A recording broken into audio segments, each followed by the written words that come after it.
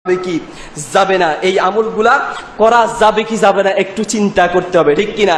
কিন্তু আমাদের দেশের মানুষের সামনে যখন কোরআন সুন্নাহ দিয়ে কোনো আলোচনা করা হয় অথবা কোরআন সুন্নাহ ভিত্তিক কোনো একটা যে কথাটা আপনি সারা জীবন শুনেন নাই এরকম কোনো কথা কোরআন এবং সহিহ হাদিস থেকেও দেখানো হলে কিছু মানুষ বলে যে বাপ দাদারা করে এসেছে, সারা জীবন ধরে দেখেছি বাপ দাদারা একরকম বলে এসেছে, এখন দেখতেছি অমুক ভাই উল্টা বলতেছে, নতুন কথা বলতেছে, অমুক বক্তা নতুন কথা বলতেছে। বাপ দাদারা কি ভুল করেছিল নাকি? বাপ দাদারা যা করেছে আমরা তাই করব, কিছু মানুষ এরকম কথা বলে, ঠিক কিনা? মুসলমান সময় খুবই সংক্ষিপ্ত, তাই সংক্ষেপে বলতেছি।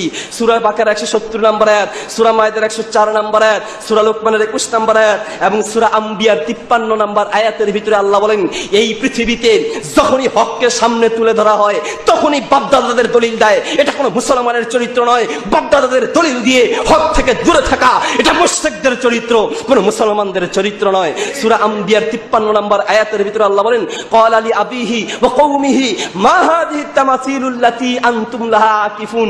ইব্রাহিম আলাইহিস সালাম তার সম্প্রদায়ের লোকদেরকে বলেছিল যে তোমরা কেন এই মূর্তি পূজা করতেছো, মূর্তির সামনে কেন মাথা নত করতেছো, মূর্তিকে কেন অবিচল ভাবে ধরে আছো, আকিফুন কেন অবিচল ভাবে ধরে আছো?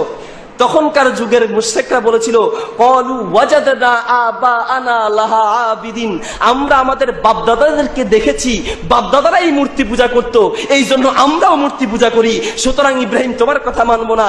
ইব্রাহিম আলাইহিস সালামের কথা না মেনে বাপদাদাদের দলিল দিয়ে বাপদাদাদের আদর্শের উপরে থেকেছিল। এটা কি মুসলমানদের চরিত্র না মুশরিকদের চরিত্র? মুশরিকদের চরিত্র। সুতরাং ওই